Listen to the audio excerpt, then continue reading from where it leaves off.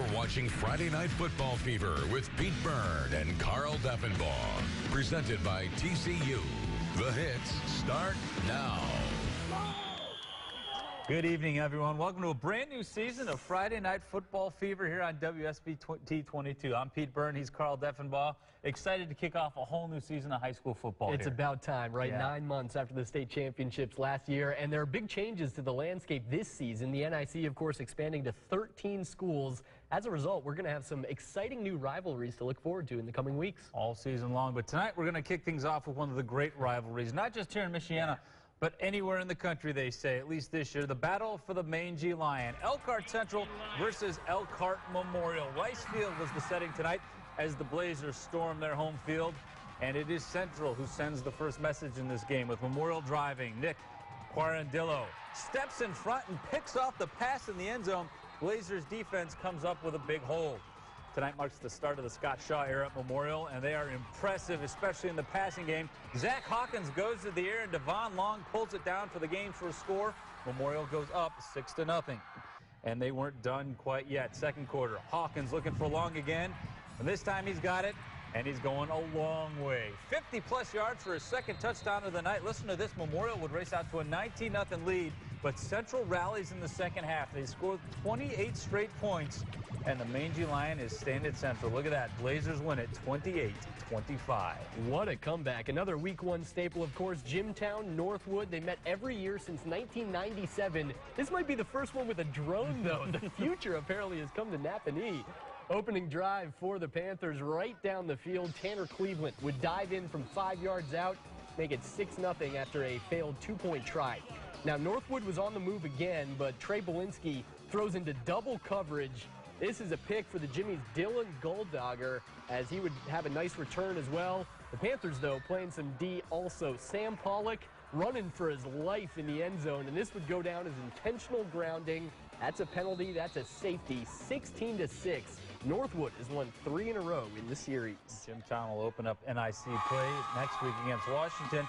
Another new NIC member, Bremen, will open up conference play next week. Tonight, their traditional week one showdown with Plymouth. Rockies up 14-9 here when Jack Byrne finds Terrence Hooten. Hooten breaks a tackle and scampers to the end zone. So we've got a 20-9 Rockies lead. And things are about to get worse for Bremen. On the ensuing kickoff, ball goes right through the returner's arms, ends up on the turf, and the Rockies recovered. Tough opener for Bremen, good one for Plymouth. Rockies win it 39-17.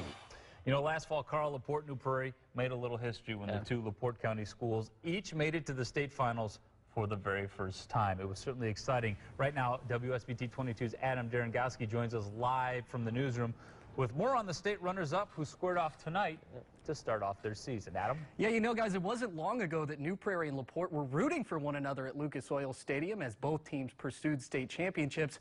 And while historic runs brought goodwill to the gridiron last year, a new season means a very different atmosphere as both teams seek their first win in what they hope is a repeat trip to the championship game. You know, a lot has changed in those 3 months as days, including LaPorte's head man Dave Sharp takes the helm for the Slicers. As already up big, LaPorte's Gino Francesconi rumbles 15 yards for the score. Slicers out to a 35-7 lead. Then New Prairie trying to stage a late comeback. Nick Wilson takes the handoff on the end around, dodging tacklers as he heads into the end zone. Slicers, however, still with a 42-14 lead, and they would seal the deal right here. Dion Williams takes the handoff. He will find some space on the edge, and he is gone. 60 yards to the house. The Slicers win this one in dominant fashion, 49-21. You know, it's always nice to win the first one, but even nicer when you're trying to make your way back to Lucas Oil and the state finals. Guys, back to you in the studio. All right, Adam, thanks a lot. Good start to the Sharp era in LaPorte. Yeah, and for New Prairie, they lost that game last year, still made it to the state final. Long season ahead. Yeah, brighter days ahead. Now, we've talked a lot about opening week themes that are frequent. Well, Penn's opening up with 4 straight non-conference games against teams that have state championship pedigree, something we've seen them do before. Pretty good test for them. Tonight they hit the road for their traditional opener against Valpo. Corey Yeoman's crew coming off back-to-back semi-state appearances in 6A. Quarterback Camden Bone back as well, and he follows his lineman in on the QB keeper. Penn up early 7-0, and the Wild Bunch pitched a shutout in week 1, doing it on special teams too with that field goal block. and Bone would do the rest. Look at this, shaking off a couple of arm tackles. A strong showing from the Harvard-bound quarterback and the Kingsman, 34-zip, as they will host Merrillville next week. Strong and smart, lethal combination. Hey, let's head on over to Steel Stadium. Bart Curtis and the Cavemen already look like they're in midseason form tonight against Portage.